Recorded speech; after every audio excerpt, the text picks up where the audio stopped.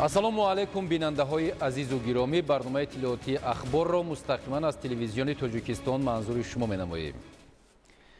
22 май асосгузори сулҳу ваҳдати миллӣ, пешвои миллат, президенти ҷумҳурии Тоҷикистон муҳтарам Эмомалӣ Раҳмон дар шаҳри Боку, пойтахти Озарбойҷон, ба нишони эҳтиром ба таъриху тамаддун, шахсиятҳои маъруф ва шаҳидони ин кишвар гулчанбар гузошта, хотираи неки онҳоро пост доштанд. 23 май дар шаҳри Боку музокироти сатҳи олии Тоҷикистон ва Озарбойҷон баргузор гардид. маросими истиқболи расмии меҳмони олимақом президенти ҷумҳурии Тоҷикистон муҳтарам Эмомалӣ Раҳмон дар назди қасри Загулба баргузор шуд. гузориши ҳамкорони мо. 22 май асосгузори сулҳу ваҳдати миллӣ, пешвои миллат, президенти ҷумҳурии Тоҷикистон муҳтарам Эмомалӣ Раҳмон барои анҷом додани боздиди давлатӣ вориди шаҳри Боку, пойтахти ҷумҳурии Озарбойҷон шуданд. дар фурудгоҳи байналмилалии ба номи Ҳайдар Алиев меҳмони олимақом президенти ҷумҳурии Тоҷикистон муҳтарам Эмомалӣ Раҳмонро бо эҳтирому самимияти хос муовини якуми сарвазири ҷумҳурии Озарбойҷон ва дигар шахсони расмӣ истиқбол гирифтанд. ба хотири пазироии сатҳи баланди меҳмони олимақом фурудгоҳ бо парчамҳои давлатии ду кишвар оро ёфта, роҳрав бо қолини сабз кустурда шуд ва аз ду канори он қаровули фахрӣ саф кашид.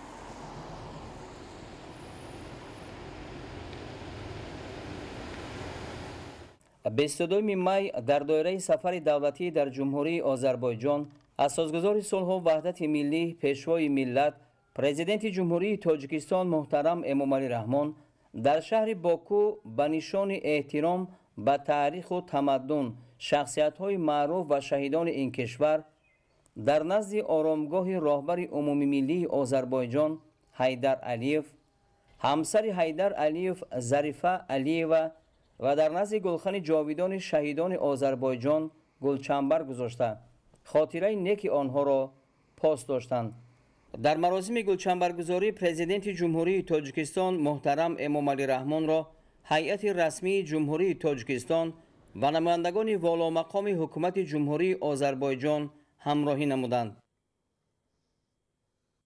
23 май дар доираи сафари давлатии асосгузори сулҳу ваҳдати миллӣ, пешвои миллат, президенти ҷумҳурии Тоҷикистон муҳтарам Эмомалӣ Раҳмон дар ҷумҳурии Озарбойҷон дар шаҳри Боку музокироти сатҳи олии ду кишвар баргузор гардид. маросими истиқболи расмии меҳмони олимақом президенти ҷумҳурии Тоҷикистон дар назди қасри Загулба баргузор шуд.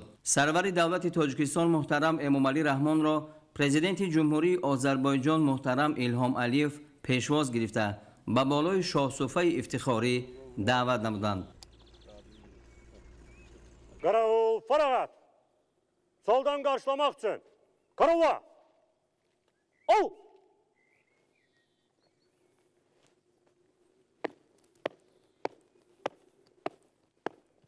Cənab Tacikistan Respublikasının prezidenti, sizin Azərbaycan Respublikasından gəlməyiniz şərəfinə fəxri qaravul düzülür. Qaravul rəisi polkovnik leytenant Quliyev.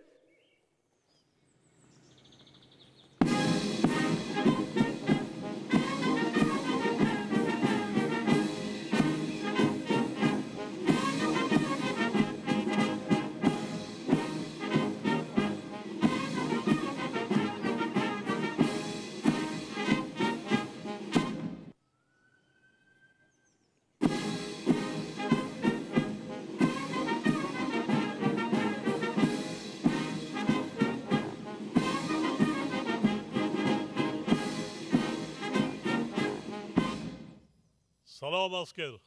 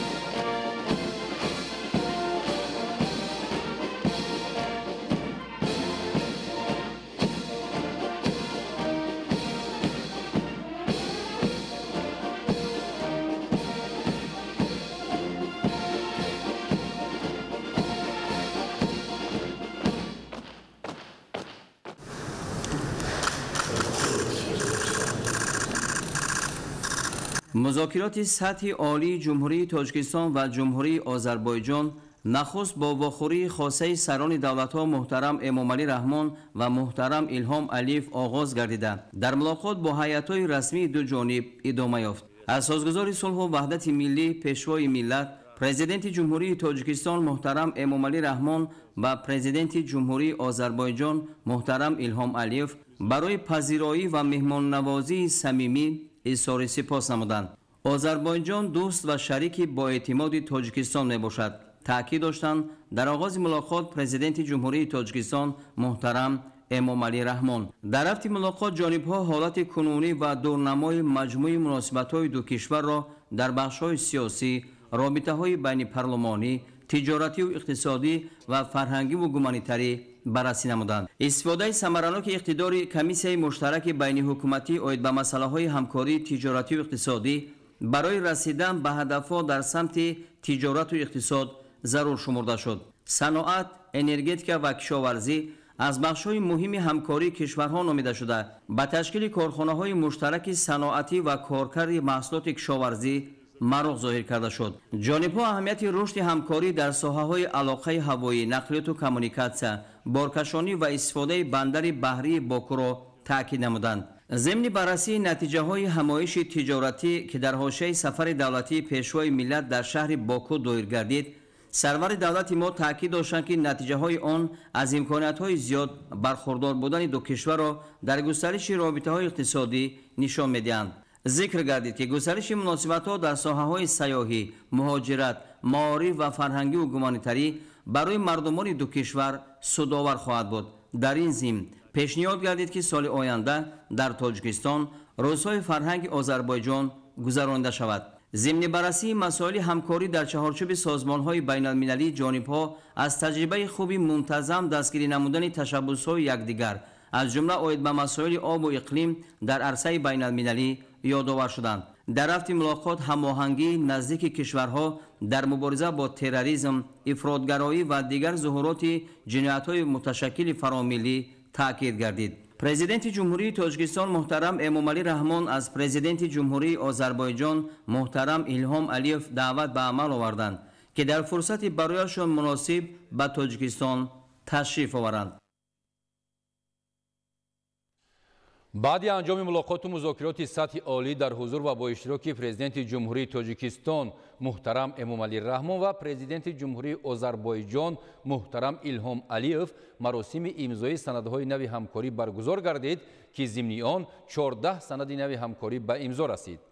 سران دولت‌ها محترم امامعلی رحمان و محترم ایلهام علیف به اعلامیه درباره شریکی استراتژی بین جمهوری تاجیکستان و جمهوری آذربایجان امضا گذاشتند. سپس در حضور سران دولت‌ها 13 سند دیگر به امضا رسید. سازشنامه بین حکومت جمهوری تاجیکستان و حکومت جمهوری آذربایجان اوید به همکاری در ساحه مهاجرت. سازشنامه بین حکومت جمهوری تاجیکستان و حکومت جمهوری آذربایجان اوید به همکاری در ساحه حفظ مالکیت صنعتی. سازشنامه بین حکومت جمهوری تاجیکستان و حکومت جمهوری آذربایجان اوید به همکاری در ساحه حفظ تکنیکی اطلاعات. یادداشت تفاهم بین حکومت جمهوری تاجیکستان و حکومت جمهوری آذربایجان اوید به همکاری در ساحه سودای رقمی. یادداشت تفاهم بین وزارت صنعت و تکنولوژی‌های نو جمهوری تاجیکستان و وزارت رشد رقمی و نقلیات جمهوری آذربایجان. یادداشت تفاهم اوید به همکاری بین اکادمی ملی علم‌های تاجیکستان و اکادمی ملی علم‌های آذربایجان. یادداشت تفاهم اوید به همکاری بین خدمات اجرایی نزد حکومت جمهوری تاجیکستان و وزارت عدلیه جمهوری آذربایجان. یادداشت تفاهم بین کمیته حفظ محیط زیست نزد حکومت جمهوری تاجیکستان و وزارت اکولوژیا و ذخیره‌های طبیعی جمهوری آذربایجان.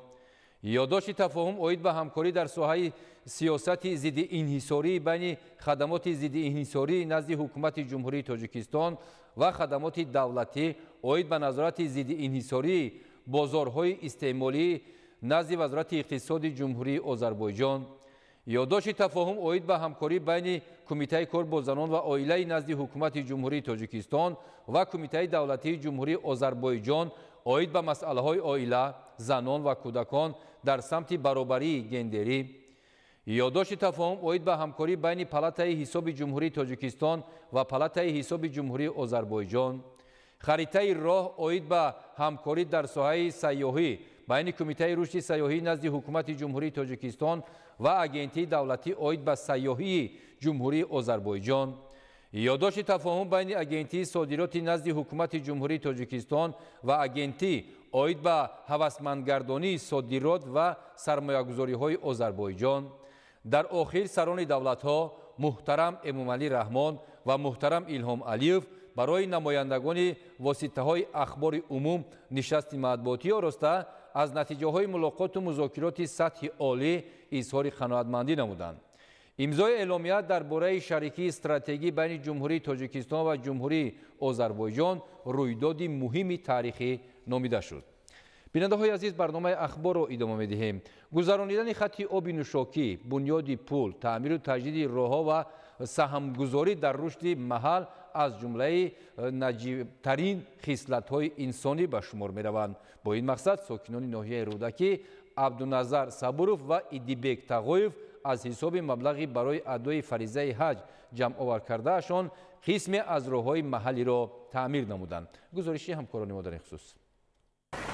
استقلالیت دولتی امکان داد که شهروندان کشور ما آزادانه اعتقاد دینی خود را برآورده سازند، از جمله ادای زیارت خانه کعبه کنند. اما برخی از شهروندان ادای زیارت خانه خدا را به یک نوع وسیله شهرت طلبی و خودنمایی تبدیل داده تلاش میکنند تا این رکن را یک چند مراتب انجام دهند. طبق شریعت حج و عمره تکراری عبادت نافله است. در عین زمان اجرای عملهای خیر و ثواب چون بنیاد راه و پلها، مکتب و مؤسسه ها و امثال آن صدقه جاریه است. این نقطه در نتیجه به راه ماندن کارهای فهماندهی از طرف برخی از اشخاص آگاه به طوری باید و شاید درگردیده است. ساکنان ناحیه رودکی، عائله صبورов عبدالنظر و تغویف ها با درک همه‌جانبه ثواب کار خیر در کوچه نوبنیاد جماعت شهرک سامانیان به مسافه معین راه را منفرش نمودند. چنین شخصان سخاوتمند در اجرای عملهای خیر و ثواب نمونه عبرت بوده. در دیگر منطقه ها نیز صفی چنین انسان ها کم نیستند. مبلغ زیارت حج میرفتگی همان را با همراهی صبورов قربان خواستیم که برای آبادی محله یک کمی هم باشد، برای آبادی وطن سهم خویش را گذاریم. تشبس‌های آبادکاری و سازندگی جهت بهتر نمودن سطح زیست و زندگی اهالی مملکت از جانب صاحبکاران دستگیری یافته در عمل تطبیق می‌گردد. مورد به تاکید است که در منفرشنمای راه مذکور که از حساب صرف مبلغی برای حج پس‌انداز شده صرفه گردید 60,000 سومانی را تشکیل نمود. کارشناسان میگویند انجام دادن فریضه حج و زیارت کعبه برای مردم مسلمان یک بار فرض است، ولی عملهای خیرخواهانه خاصه تامین مردم با آب نوشاکی، بنیاد راه و پل، مؤسسه تعلیمی و تندرستی و غیره ثوابی بی نهایت دارد. شهروندان جمهوری تاجیکستان از شرایط خوب سفر به حج بهره‌ور هستند و همه ساله هزارها نفر عزم سفر حج میکنند. باید تذکر داد که تا ادای حج و زیارت کعبه انجام چندین عمل برای هر فرد مسلمان حتمی است. راهی که از جانب این عائله ها تعمیر و تجدید گردید، رانندگان و مسافران به مشکلی حرکت می‌نمایند و تعمیر و ترمیم راه‌ها توجه خاصه ظاهر گردیده در شهر و ناحیه‌ها همه ساله صدها کیلومتر راه تعمیر و بازسازی می‌شوند. خلاصه محصول اعمال شخص سخاوت‌پیشه را که مردم سالهای طولانی استفاده می‌برند ثوابش خیلی و خیلی زیاد است، زیرا اون صدقه جاریه است. عالمان و دانشمندان اسلام میگویند اعمال خیر و نکوکاری از قبیل دست یاری دراز کردن به اشخاص کم بضاعت، یتیمان و معیوبان و بی‌پرستاران، بنیاد نمودن درمانگاه و تعلیمگاه، تعمیر و یا ساختمان راه و کوپرک، کشیدن خط آب، جوی کندن و باز ده‌ها عملهای حمیده ثواب ده چند دارد. تغییریابی اقلیم، گرمشوی حرارت هوا، بارشات زیادی، باران و سر زدن آفت‌های طبیعی به ساحه‌های مختلف خواجه خلق تأثیر منفی می‌رسانند. با نوبت این مسئله ساکنان ناحیه لخش اقدام گرفتند که برای پیشگیری از سر زدن حادثه‌های ناخوش ساحل‌های سیلگذر را مستحکم نمایند. ادامه موضوع در گزارش بختیار عبدالرحیم.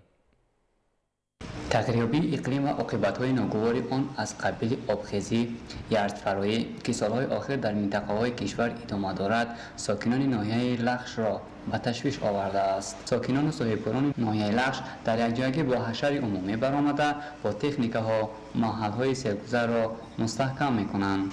با جلب زیاده از 4 عدد تکنیکا و 80-90 نظامی یگانه دولتی پیشگیری و رفع حالت‌های فوق‌العاده و اهالی همین دهه زیاده از 300 متر селроҳа 200 метр дарёи сурхобе ки ҳамасола шоҳроҳи душанбе ваҳдат лахшро зери об мемонд пешгирӣ карда шуда истодааст. яке аз мавзеъҳое ки дараи обаш бо соҳили дарёи сурхоб ҷорӣ мешавад, ҳамасола дар фасли гармо обаш дарё гардида роҳи дарёи сурхобро банд мекунад ки ин боиси сар задани оқибати сел мегардад. ёдовар мешавем ки ин гуна ҳодиса ҳамасола рух медиҳад, боиси вайрон кардани шоҳраҳои байналмилалӣ гардидааст. бинобар ин сокинони ҷамоати гирду атрофи ин мавзеъҳои офатзада бо дастаҷамъӣ ба ҳашар баромада ин гуна соҳилҳоро аз ин офатҳои табиӣ пешгирӣ менамоянд. солҳои пешин ки аз ин мавзеъи офатпазир дар пайи боришоти зиёд шоҳроҳ як қисматаш вайрон гардида буд, имсол бо техникаҳои дастрас гардидаашон селроҳаҳоро бо сангу шағал пур карда истоданд. пешгирӣ кардани мавзеъҳои офатпазир саривақтӣ буда дар вақти сар задани обхезӣ шояд маҳалҳои аҳолинишинро аз офат каме ҳам бошад ҳимоя кунад, чунки сари роҳаш баста бошад мумкин аст ба аҳолӣ зарари худро он қадар ҳам нарасонад. яке аз деҳаҳое ки пурра дар сари роҳи селгузар аст, сокинонаш ҷойҳои пур аз сангу регро тоза кардаанд ва ният доранд ҳарчи сари роҳи ин селҳоро аз сангу реги овардаи обхезиҳои солҳои пешин озод кунанд, то дар ин давраи боришот сел ба онҳо зарар нарасонад. бахтовари абдураҳим, баҳриддини исмониддин, ноҳияи лахш, барои барномаи ахбор. бинандаҳои азиз, мо шуморо бо шарҳи хабару гузоришҳои пурра дар нашрҳои минбаъдаи барномаҳои ахбор шоми имрӯз ҳатман ошно месозем. саломат бошед, то боздид.